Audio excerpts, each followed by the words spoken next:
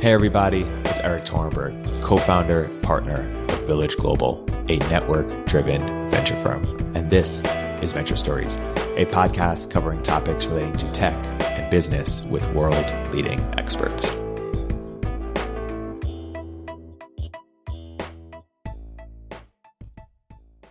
Hey everybody, welcome to another episode of Venture Stories by Village Global. I'm here today with two very special guests, Jeff Chang, growth engineering lead at Pinterest and active angel investor, and Fareed Mosavat, EIR at Reforge and director of product at Slack. Fareed, Jeff, welcome to the podcast. Thanks for having me. Thanks for having me.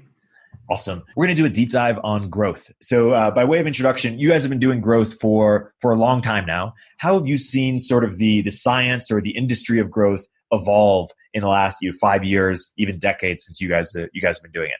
I can go first on that one. I think in the earliest days, when I first heard about growth, it was in the early days of social networking. I think were really when the term really started to first come out and start to become more common.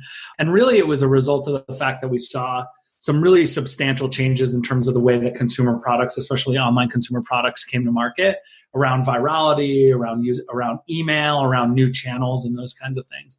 I think early on, a lot of this, the way I describe that era was like the secret magic era of growth in a lot of ways. A lot of the earliest practitioners of growth tried to keep as much of what they were learning to themselves because there were these like angles and tricks and sort of like not dark patterns, but dark magic about how you could drive growth on some of those early social networks, from Friendster to Facebook to even Tagged and LinkedIn and all of those things. A lot of those different companies that started to figure it out, and also in social gaming, which is where I got my start with Zynga and building on top of those social platforms that were also growing. And I think the biggest thing that's changed is, at least in my perspective, one, we're seeing growth become a name that's used, but also a set of practices used across almost every kind of online product, in particular from D2C e-commerce type things all the way to B2B software like Slack or even more core enterprise software. So the name has started to become used in a lot of different ways that has muddied its meaning. So that's, I think, the bad thing, is that it's not clear what it means anymore. And second, though, I think what we're seeing is an evolution towards growth and growth practices, data-driven product management, and those kinds of things. Growth is changing to become more like traditional product management, traditional product development and marketing are becoming more like growth as the data and sort of creative sides of this collide. Yeah, well, Fareed said a lot, and I would agree with pretty much everything he said. So not too much to add upon. I would just say that I think before, the teams that are working on growth were probably a lot smaller than the teams working on growth now, as kind of Fareed mentioned. So as a result, I guess teams have been a lot smarter now versus before in terms of like figuring out what metrics actually matter, figuring out what growth channels work. Because before, everyone was trying pretty much everything to try to get the numbers to go up, but now everyone has a lot more data. Everyone knows what kind of works for other companies. So there's kind of these few growth channels that are kind of the foundations that companies in general use to start out with. And there's a lot more commonality between companies, whereas before I felt like more companies are kind of trying to forge their own path and grow in their own way. Totally. I want to sort of zoom out. In the last few years, everyone became obsessed with product market fit. Once we discovered the term, that's what everyone was focused on achieving. And then we had different people defined it in different ways or didn't define it. What are sort of the right ways or not right ways of thinking about product market fit? Jeff, you've written a bit about this. I know you thought a lot about it. Why don't you take the first step? How do you know when you have it? What is it? Yeah. So I think to talk about product market fit, you need first define it, because I think it has a lot of different definitions, like what is kind of even the point of figuring out product market fit. I would say first we need to reach an understanding that the point of product market fit is to figure out when is it worth it to start working more and more on acquisition channels, because it's not worth working on acquisition channels unless your product is at a certain point. So in other words, figuring out if you have product market fit is like figuring out, is your product good enough where you can start investing more in acquisition channels. So then how do you find the point in which your product is good enough where it's worth investing in? That is kind of the difficulty. And there's obviously a lot of different metrics like NPS, how disappointed would users be if they couldn't use your product, like retention. And they are kind of trying to gauge the same kind of thing, which is basically like, how much do users love your product? Do users love your product enough where by applying acquisition strategies, you can grow a really large user base is kind of the premise of product market fit. And I think like, obviously there's no perfect metric, and every metric is kind of trying to measure this kind of the same thing, how much the users love your product. And every measure like NPS measures that. Would users be disappointed if they can use it, measures that. And user retention, if users actually use your product and then come back later and use it again, obviously measures that. Me personally, I like the retention metric as kind of my favorite metric to measure product market fit, because for a few reasons. Number one, it's like a requirement for almost every successful company. Every successful company has really great retention, pretty much. There's very few exceptions to that. Number two, it's a measure of everyone who uses the product, not just a few certain.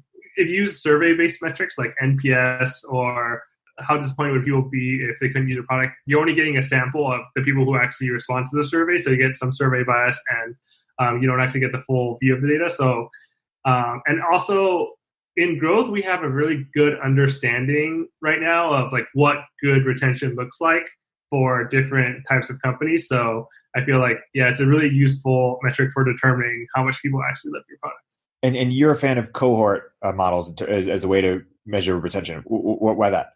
Oh, yeah. So, I think a lot of companies measure retention the incorrect way, which is you never want to mix old users with new users, because when you look at retention of old users, a lot of the people, users who have lower intent already turned out. So you're basically looking at high intent users. So the retention will be good for old users.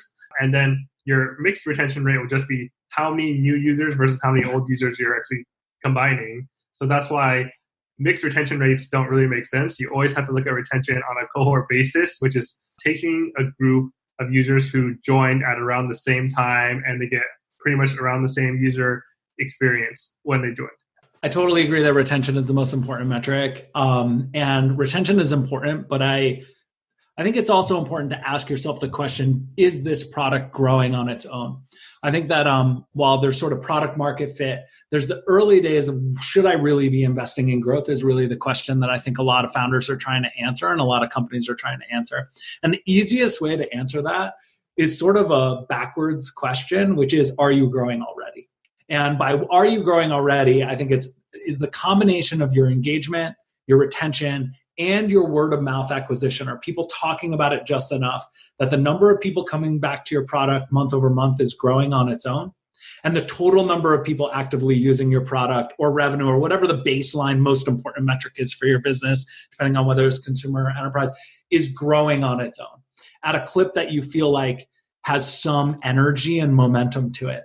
And the reason for that is because I think great products like have a foundational engine that's working where all of the little pieces and the foundation, like the core of that is built by your product. It's your product, your early positioning, and how all the pieces fit together. And that's sort of hard to measure. It's sort of like at the end of the day, is it working? Is the question that you're trying to answer. The reason I think it's important to wait until that point before you really invest in traditional sort of next step, 1-to-N growth type things, is that I do believe that most of your levers have some baseline that you can move up or down with things like optimization and experimentation and growth type strategies, but that the foundational sort of like where it fits in the market and where you are banded in terms of like strata of retention, engagement, et cetera, is sort of defined by the product itself. There are things you can do to go to like pull through the cycle to the next step. But I think for the next stage, which is what I would call the acceleration stage, where you're taking an existing product and accelerating its adoption, the levers there's not like step function impact that you can make sometimes. And so you have to be growing. Like you have to build on some momentum. So yeah, I think the other thing about product market fit that's interesting is I think we've actually over-indexed on it pretty dramatically in terms of how we talk about product development in particular. And then we've also talked a lot about growth. But I think that it's important to note that there are, first off, this is something I've taken from some of the work I've done at Reforge and working with Brian Balfour and others, is this idea of the other fits. So I think there's product market fit. there's also product market channel fit. Like, how do you attract customers? Where do they come from? I don't think you can slap any channel onto any product. What works for a super viral product or a consumer product is going to be very different than an enterprise software product. And finding that market channel fit is almost like the most important next step when you're trying to build a business, right? And then the last one I would add, and I think about this a lot because I've worked a lot on subscription and freemium type businesses, is what I would call product business model fit. So how well does the way you charge or how you make money or what your revenue engine looks like match the customers that you have? So the market, how do they like to pay for things? How do they think about the value that your product provides? But also the product itself. Is freemium a good fit? Is trial a good fit? Is this a pay per seat or pay per usage type product? Is this an ad driven product? That those questions and your answers to them are dependent on the product, and you also need product business model fit. There's obviously, of course, so each pair of these is important. And I think what you do, we've talked so much about the earliest days, getting product market fit. We talk a lot about like growth tactics. How do I drive acquisition? But I think these other two fits are also super important to think about and are really like your most important second and third step as you're trying to build a product and take it to market. Yeah. And maybe to zoom out even further for people who are, further down from the funnel and say, hey, okay, now I have a better sense of product market fit is, but how do I get it? What's sort of the framework? How do you guys, lean startup was sort of in vogue for a while. What's your sort of take on that versus any sort of alternative framework or method for thinking about, even getting to product market fit? Can I be honest with you? Please. I think product market fit in a lot of ways is magic and is like early founder stuff. I mean, there are things we do when we build new features, build new products, but often we're talking to an existing market.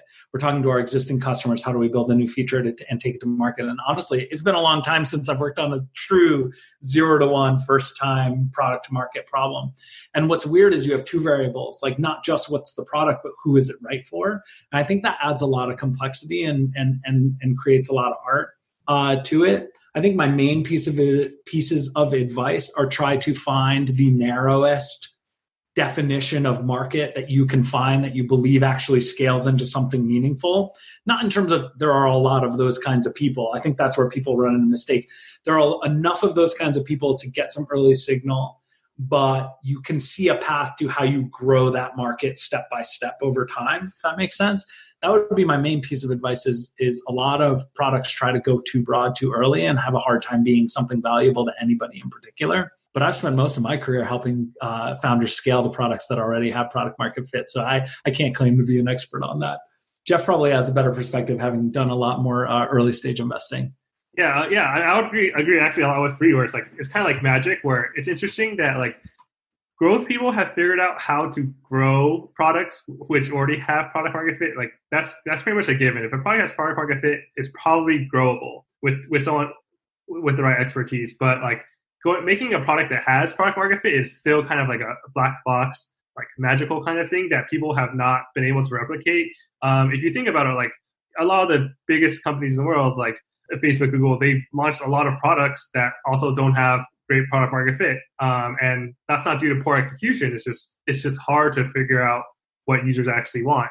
So my advice here to founders usually is to kind of like take more shots on goal in terms of like just know that in reality the majority of products that people build don't have product market fit, and it's really easy to kind of tell when they don't have product market fit if like, for example, the retention is not good. If people start using the product and they never come, and a very few of them come back second time, then it's really easy to tell that they don't have product market fit.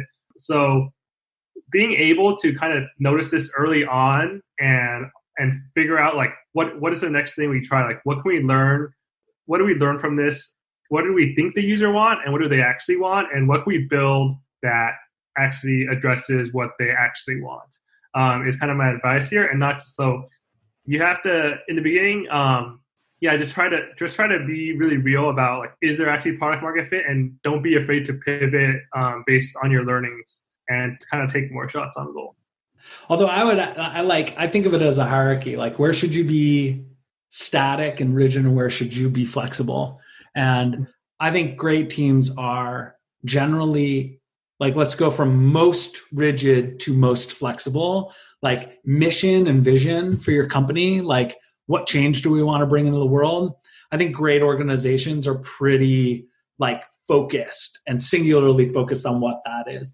Of course, there are examples of like Instagram and other companies like that have these hard pivots. Slack is actually a great example of a hard pivot where the strategy or mission or the mission or vision really, really change. I think those are rare, and I think those examples are dangerous actually in most cases.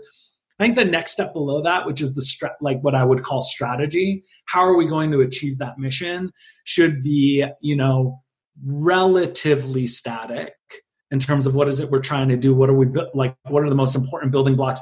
I would answer that with what problem are we trying to solve and in what order. I think you can move those pieces around, but you should be very careful about that because distraction is the enemy, right? And then on tactics, features, and individual user behaviors, like how are people actually doing this? Are we right about the hypotheses that we've made? Are the things we're building actually working? That's where you want to be like the most honest, meaning, and by honest, I mean most reactive to feedback and most willing to change. But it's sort of hierarchical. I like to think of it as like, okay, what are we learning about this specific thing we built? Is it the right thing? Did it solve a problem or not? Be super flexibly there. Are we solving the right problem? It should take a couple of no's on the first, layer to get to a no there and then shift. And then are we tracking the right vision at all? Is there a market here, period? Honestly, I think most companies shouldn't ever change that, or at least by some definition of that, because that's what everybody came on to do. That's what everybody joined your company to be a part of. That's the way you're motivating people to do heroic work. So I would be most careful about vision changes. Though, of course, I've worked for a company that did the hardest pivot of all time and was successful with it. So, it depends. Do as I say, not what I do. Yeah. You mentioned product channel fit. How should founders be thinking about developing that? Yeah, so I think you have to start again with a strategy. I think great plans are built by having a clear picture of what you believe your loops are, right? From growth, what are going to be the most valuable loops that we're going to build? They're going to build compounding, meaningful, nonlinear impact over time.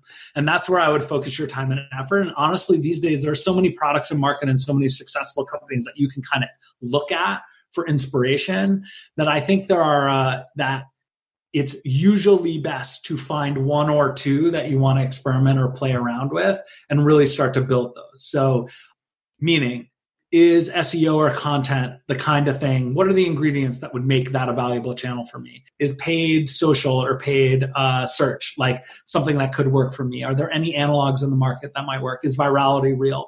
And I think really trying to find some early signals either from, similar companies or based on a qualitative analysis of what your product is and what it does, and then leaning into those is the best way to get started there. Jeff, what do you think? Yeah, I mean, I think again, you said most of what's to be said about there, but yeah, for product channel fit, at least on the consumer side, the two most popular channels that are big meaning they can actually bring you thousands, tens of thousands of users a day are SEO and referrals. And as Reed said, it's pretty much for SEO, it's can you actually generate unique user-generated content? Yes or no? And if it's a yes, then you have product channel fit for SEO. And for referrals is, can you offer an incentive that people actually want and will actually invite their friends in order to get? And if the answer is yes, then you have referrals product channel fit. Of course, there's different levels of product channel fit. Some referral systems work better than others. Some SEO systems work better than others. But if you let's say you have product market fit, if you also have product channel fit with SEO and referrals, that's way better than just having product market fit. Yeah. And I think some of these, again, why I thought I mentioned earlier, all this has to be built on word of mouth in some respects, because a lot of these things are really accelerators of that core word of mouth type loop, right? I love this product. I love about it enough to tell somebody else. Referrals can be an engine on top of that. There are some products that are more attuned to it. You get real in-product value for an invite, right? Facebook is the canonical example of that, or a Slack, for instance. I need to actually communicate with other people. The more people I'm communicating with, the better internal network effect I get. But then for an Instacart, a referral is really an accelerator of an existing word of mouth loop, right? I'm going to give you $10 to get a free delivery and a discount on your grocery purchase. That's just accelerating behavior, hopefully, that I already have, which is telling you how cool Instacart is. And certain ones are better fits for others. I think it's hard to do incentivized referrals like the Instacart program, for instance, for B2B products, because like, is saving my employer $50 like really something that I care about that much? Would it really change my behavior? I don't know, right? I want to get into metrics that matter, metrics that don't matter. Maybe Jeff, we can start with you. You've written a bit about it, and you talked, like, one thing you've talked about or written about is LTV and CAC aren't the things we should think about. Why don't you sort of go through some metrics that we should pay attention to and some that we shouldn't, and why not? Yeah, so it's totally stage dependent. For example, LTV and CAC, if you're a late stage startup or if you're a public company, you must pay attention to it. If you're early stage and you spend like $100 on paid, probably shouldn't pay attention to it. So everything is stage dependent. I guess we can focus the discussion on around seed stage companies because that's where most of us look at in terms of investment. Retention is obviously really important, as I mentioned before, because it's a good indicator of product market fit. Metrics that don't matter, like I would say like LTV CAC, like let's say you spend like $1,000 or even $10,000 acquiring customers early on as a seed stage company. If you scale that spend to $100,000, then your CAC will be completely different. And also, like, now versus a year from now, your LTV will be very different because your product will be very different. So that's why I don't think LTV and CAC are both metrics that are really important, because they just change too much. A year from now, they'll be way different than what they are now. So they're not really indicative of kind of the future growth potential. Other growth metrics that I don't think matter as much in the beginning, I would say quantity metrics matter less than quality metrics. For example, quantity metrics are like, do you have 1,000 or 10,000 MAU? Versus quality metrics are things like retention is a quality metric. For example, do you have like 50% long-term retention or 10% long-term retention? Matters a lot more in the beginning than if you have 10,000 versus 1,000. Other quality metrics are like ratio metrics, like a DAU/MAU can sometimes be important for certain companies. For example, let's say you're a B2B company and you're a project management tool that someone should be using every single day to get value from it, then your DAU/MAU should be pretty good.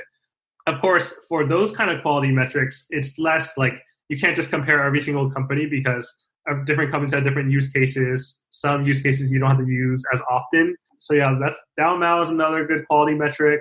Just like a lot of these quality metrics are more ratio metrics than like the quantity metrics. So really what you're trying to figure out in the beginning is not how many users you have, but really what you're trying to figure out is, do I have a product that is so good that people are willing to pay for it, people are willing to pay more for it over time, people are willing to come back every single day to use it if needed. Yeah, so those kind of quality metrics I think are much more important in the beginning than the quantity metrics. Yeah, I think like I'd sum that up as, I think what I'm looking for when I talk to early stage companies, if they have any metrics at all, is some sign of stickiness.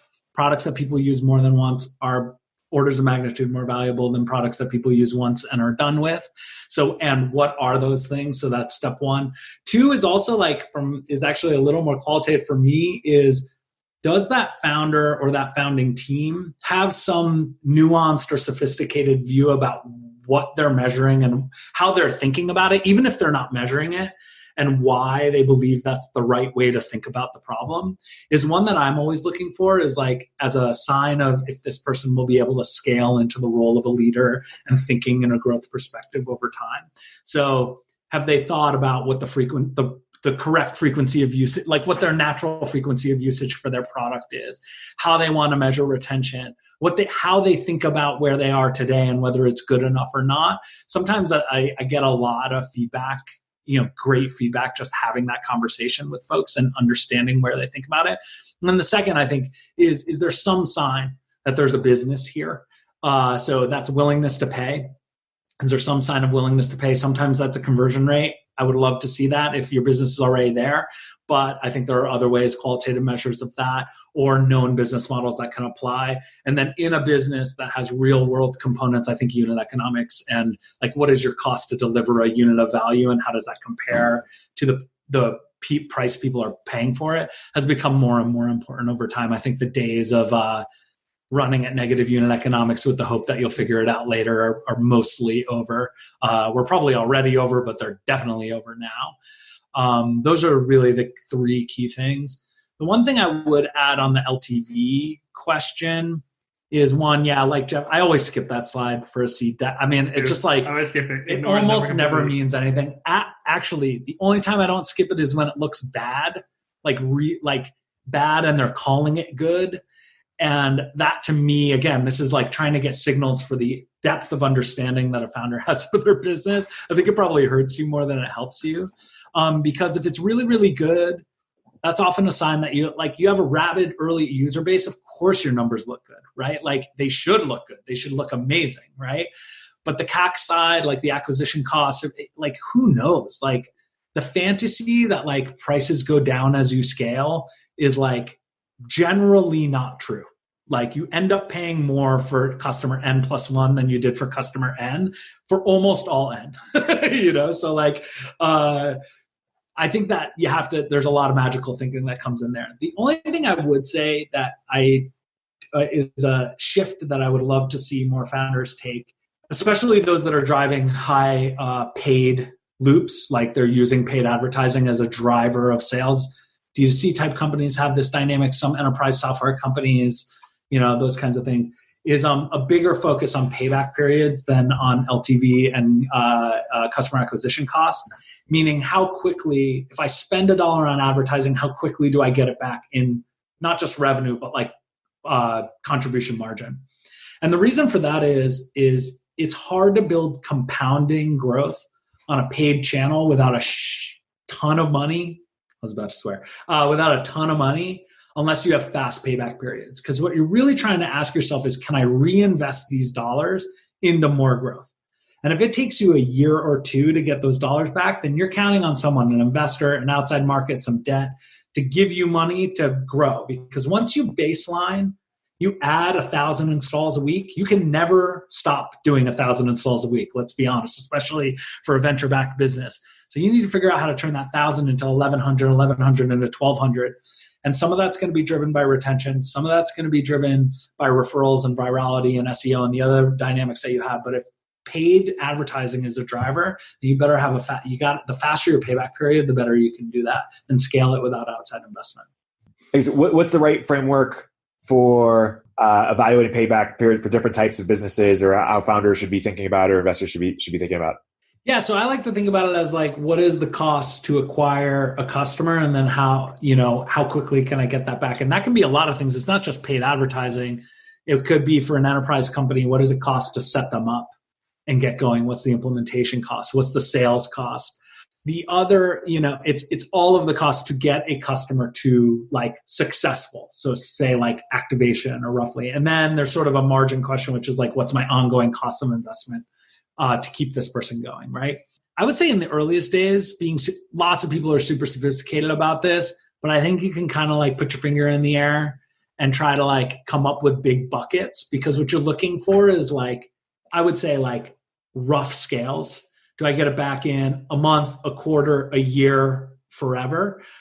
On the earliest days, leave the like, per channel, like highly sensitive measurement stuff to the late stage pros. I would say early on, it's just like bigger than a bread box, smaller than a bread box, I think is really what I would be looking for.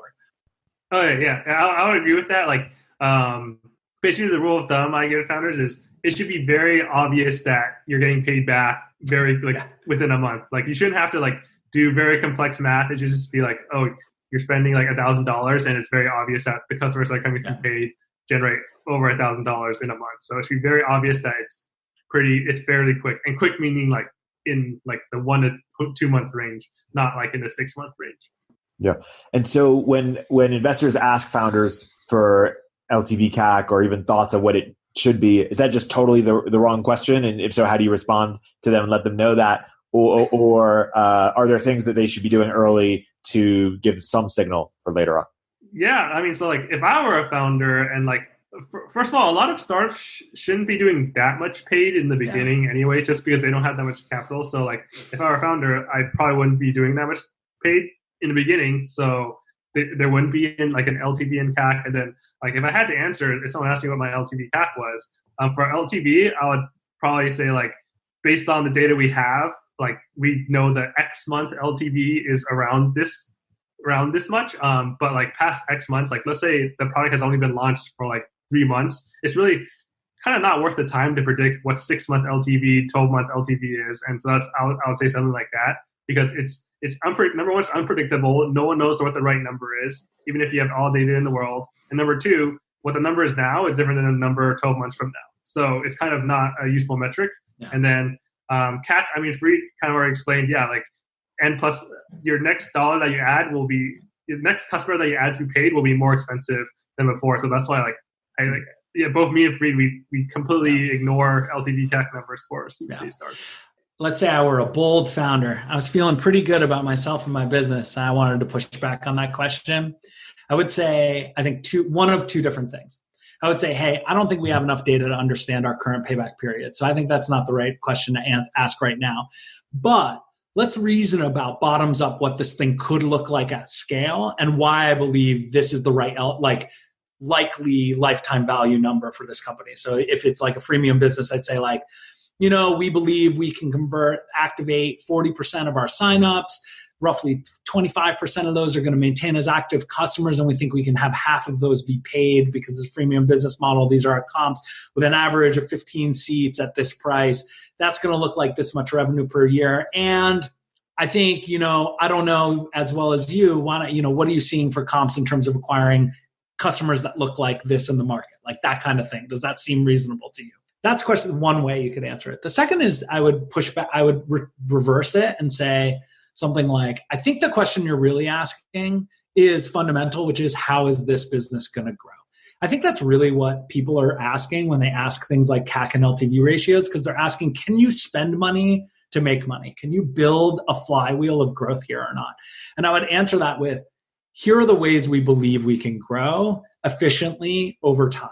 So like I'm not Stuart Butterfield, I don't know, but like if I were him in 2014, I'd say, we are building an incredibly internally viral product. It supports, we are starting to see a lot of communities grow on Slack and amazing word of mouth. And we believe that we can accelerate that into low cost acquisition and a bottoms up adoption model that'll seed into all of the enterprises in the world so that we're selling not cold, like traditional enterprise sales, but into active users inside of the engineering teams inside of the world's largest companies. And we know that there's an opportunity for growth there. The numbers are obvious, something like that. Or I would say, we're building marketplace. Our supply side is generating all kinds of great content that we believe can be indexed. We're already seeing some early stages with that here. We think that over time that'll drive low cost acquisition because look at how many people are searching for these terms. Or, 40% of our customers today are inviting. We believe that we can scale that into an acquisition channel. I think the question you're really trying to answer is like, how are we going to grow? Totally. Let's transition a little bit into acquisition channels and just starting to build them. What's sort of the right way to think about it? What's not the right way? Mistakes that people make when they think about it. Maybe Jeff, let's start with you.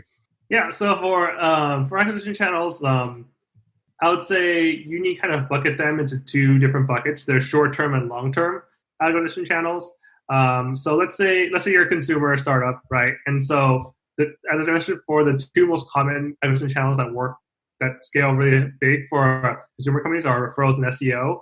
And the thing is, as a C-stage startup, you can't just 100% work on SEO because if it works, it will work a year out from now and it'll be too late.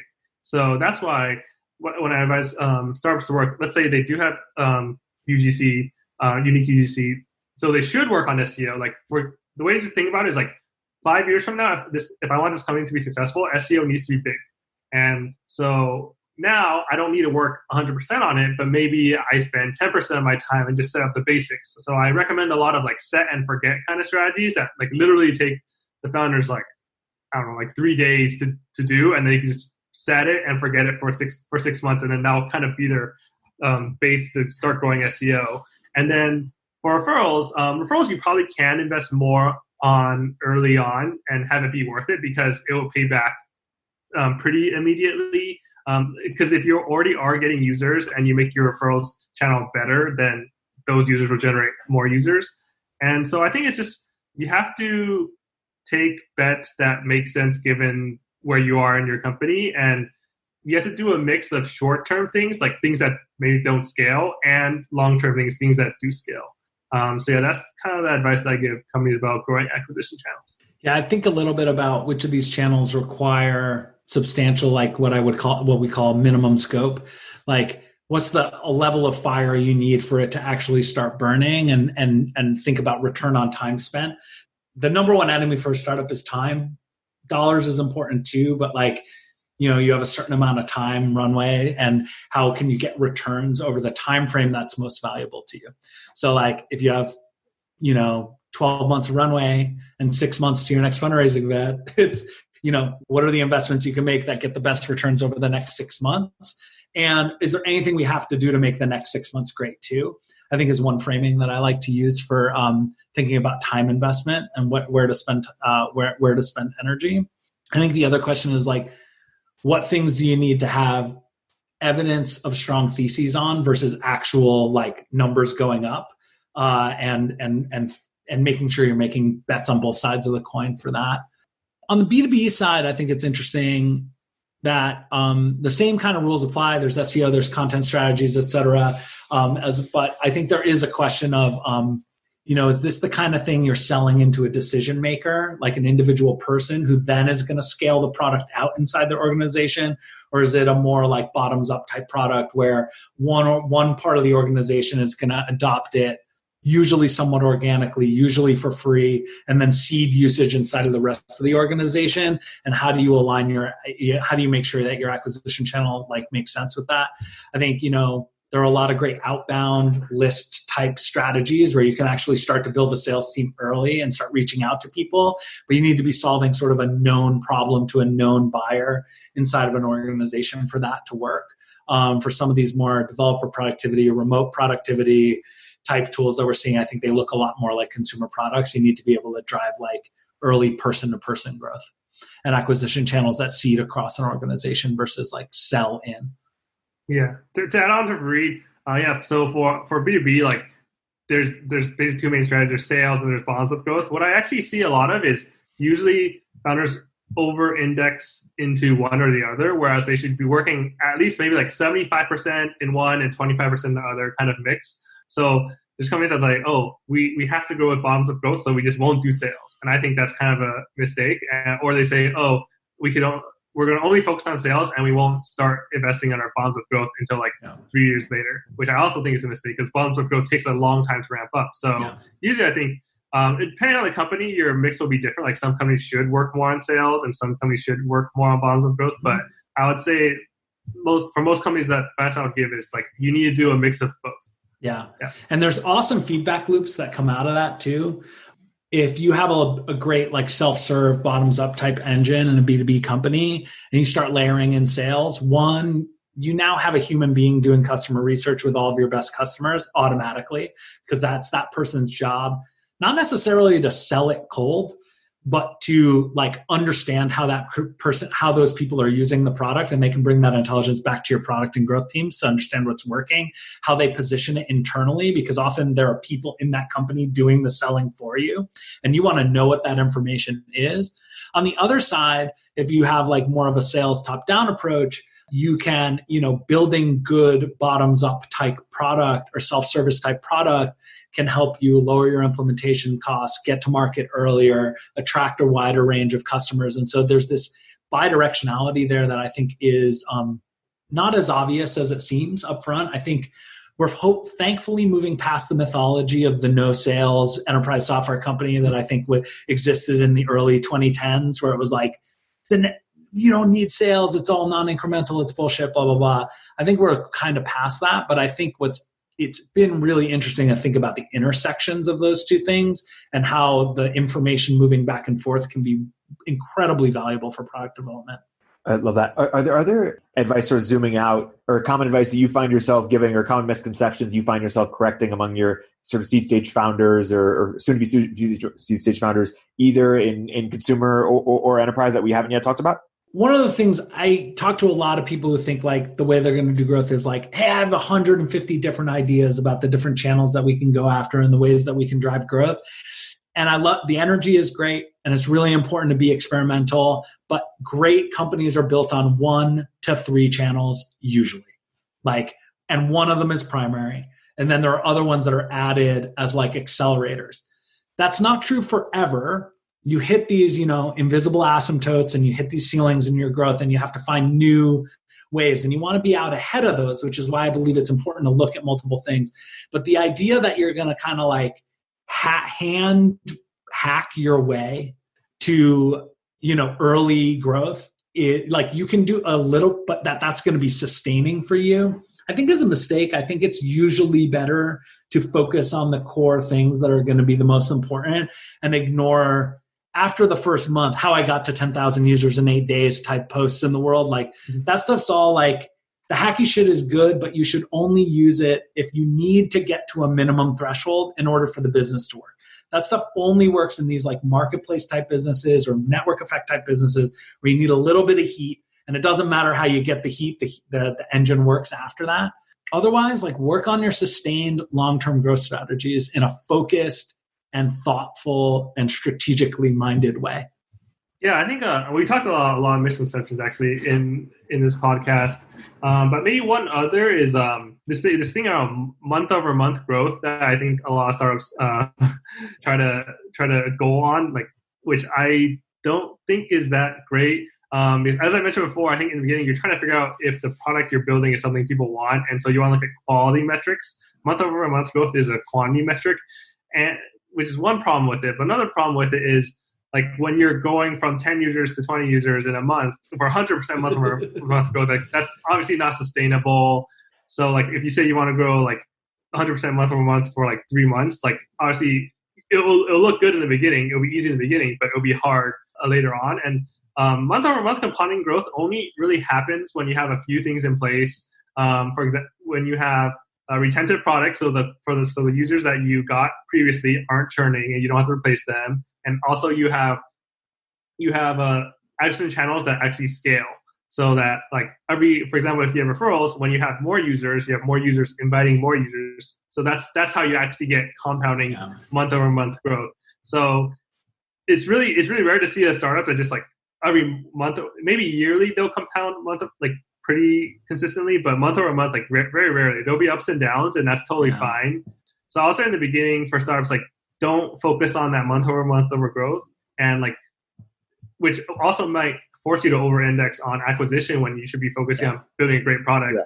Instead, you should focus on building a product that users actually want, trying to understand the user through talking to users, through looking into user metrics to see do they actually say they like it, and do their actions match what they say, and using that to kind of build a really excellent product before you even worry about do you have 1,000 MAU or do you have 10,000 MAU? Because I think it's not, your early quantity numbers aren't indicative of your future success at all. I think one of the biggest problems with this month-over-month target metric thing is I don't know if you've ever heard of, I think it's Goodhart's law. It's that once a measure becomes a target, it ceases to be a good measure. The focus on it has led people to do unnatural things to drive it. I think I said at the beginning, natural organic growth is a great sign that you have good product market fit, and it is. But I think a lot of what you're seeing is people sort of doing very one-off unnatural things to drive that metric to and it's hard now to tell the difference between real momentum and fake momentum, lasting momentum versus temporary momentum. So I think it's more, it's it was good until everybody thought about it and then it stopped being good. Yeah. So if you were running YC, you would scrap the 10% week over week growth?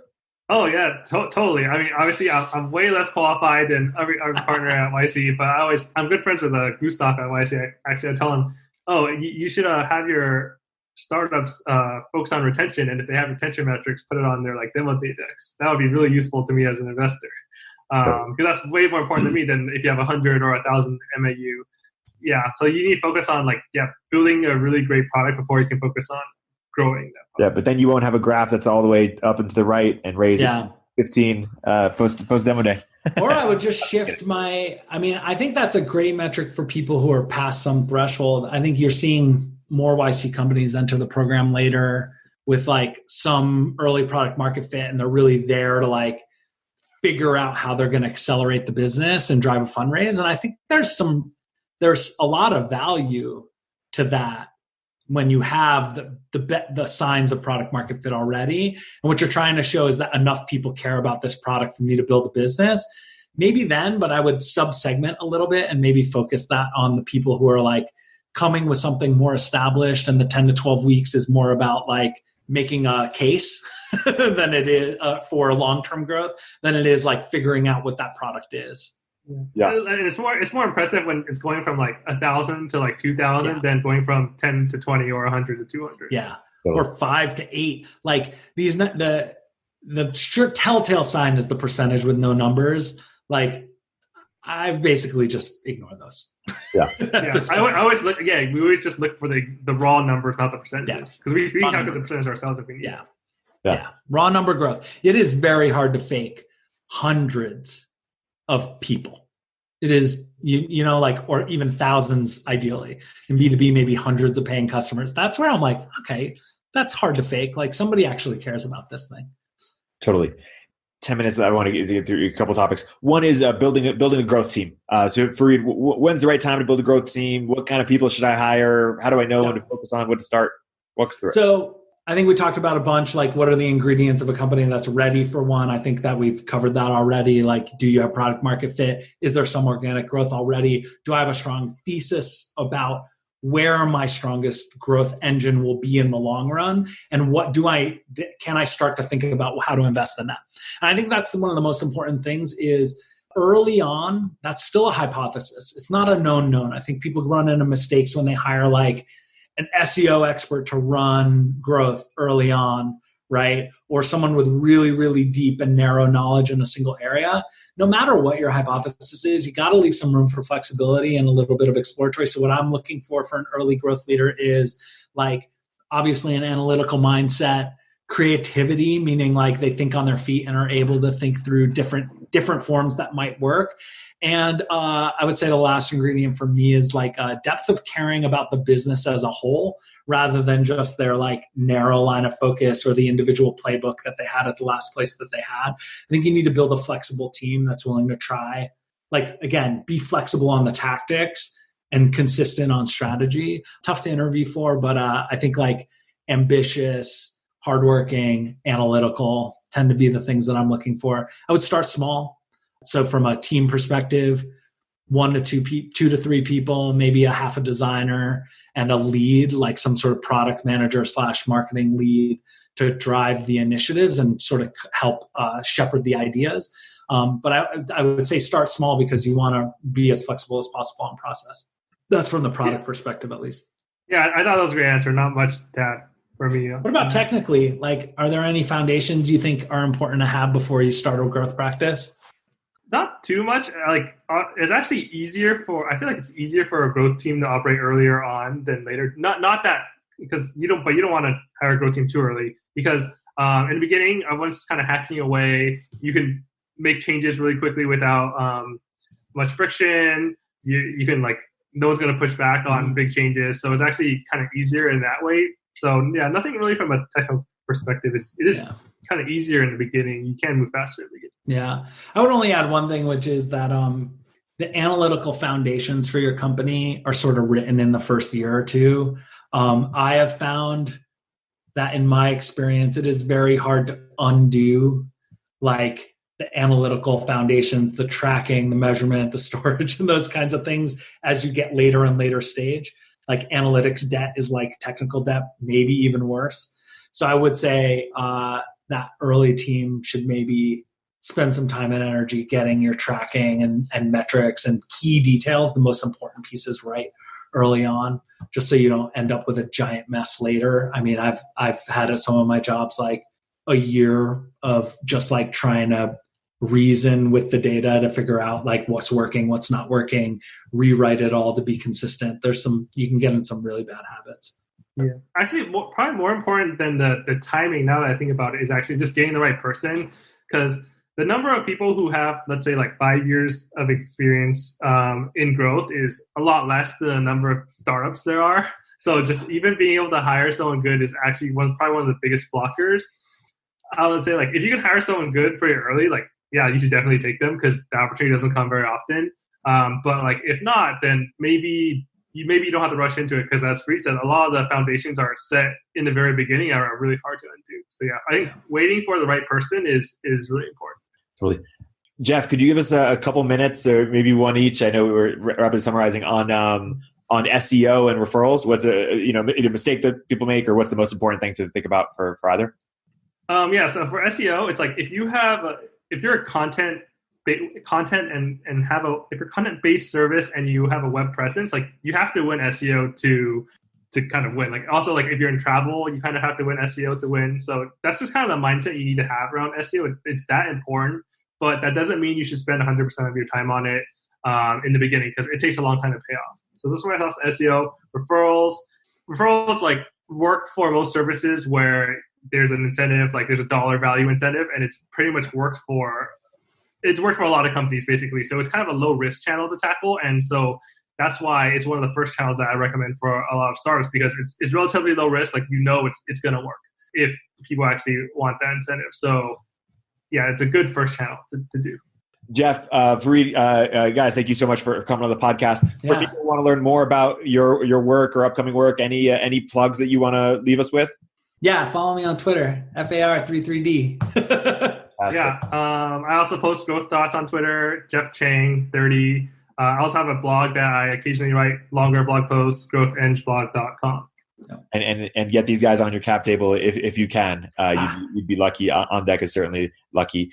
So Jeff, Fareed, thank you guys so much for coming on the podcast. Great. Thank you, Eric. Thank you.